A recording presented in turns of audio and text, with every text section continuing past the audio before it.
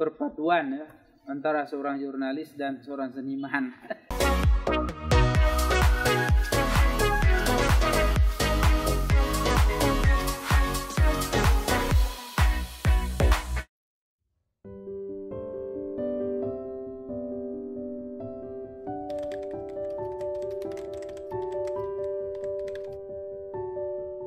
Pada dasarnya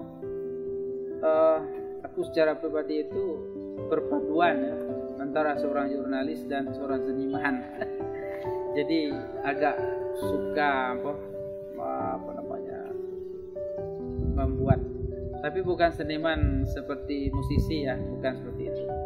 Mungkin hobinya melukis, membuat sesuatu, dan juga menulis. Yang menulis itu boleh dikatakan tidak bisa ditinggalkan. Tidak bisa ditinggalkan. Setiap hari ada tuntutan wajib menulis. Karena itu mungkin karena sudah jadi kebiasaan, ketika tidak menulis itu lain aso ada yang kurang. So kalau tidak ada nulis sahih, betul tidak ada nulis, itu lain aso. Mungkin itu karena kebiasaan itu terbangun ketika jadi wartawan kan. Jadi wartawan kan setiap hari kita nulis. Berita itu kan bisa 1 sampai 5 dan banyak. Apalagi ketika sudah hidup media online tuh kita selalu nulis saban waktu kan. Bila ada peristiwa saat itulah kita nulis. Tidak kita nunggu harus sore, harus malam, lagi harus seperti itu.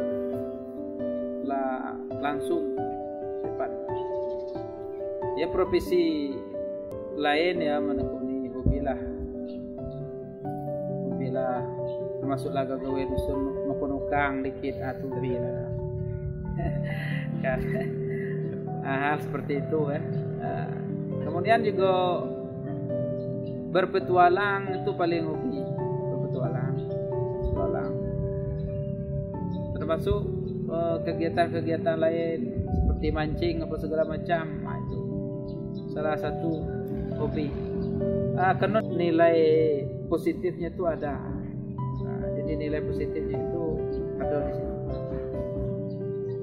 Pertama, kita mendapat kenyamanan dari hal itu.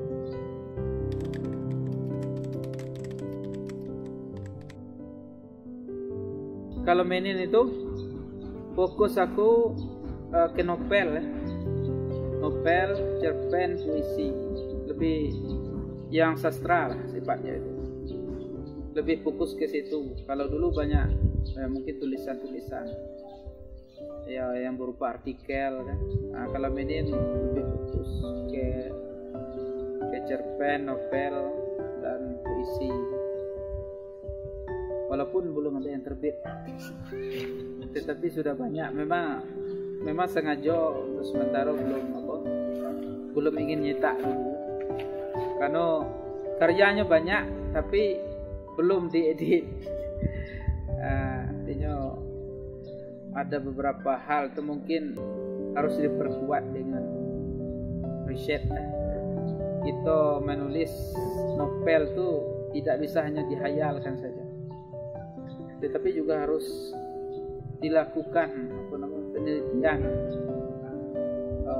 Ya harus diriset lah. Kita harus tahu tempatnya itu seperti apa, dan itu semuanya harus dipelajari. Kalau bisa ya dikunjungi tempatnya supaya novel yang kita tulis itu hidup dan dekat dengan pembaca. Jadi karena orang akan tahu di situ tuh ada tempat itu, di situ ada tempat itu. Jadi ketika orang membaca, orang merasa dekat. Keinginannya seperti itu. Tapi sampai akhir ini ada yang diterbitkan dalam bentuk buku belum, tapi masih dalam bentuk file ya. Tapi insya Allah akan dicetak nanti. Karena kegiatan hari ini yaitu menulis. Selain boleh ada kantor, nulis, membaca.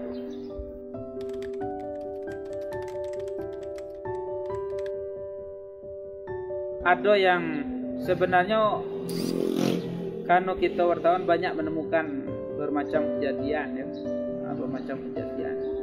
Nah ini dari situlah prosesnya tuh. Diangkat dari yang mungkin kita ubah, ya kan, dari hal sebenarnya itu kisah nyata. Nah, cuman tentu di situ juga ada kita tambahkan dengan imajinasi sendiri, ya, supaya lebih lebih indah lah untuk dibaca. Walaupun kita tahu bahwa tidak semua orang tuh membaca novel, tetapi setiap tulisan itu memiliki segmen pembaca tersendiri. Jadi kita tidak perlu pusing, ini nanti siapa yang baca, ini siapa yang baca. Tidak, tulis saja, karena nanti pasti ada yang baca, dan ia akan menemukan pembacanya sendiri.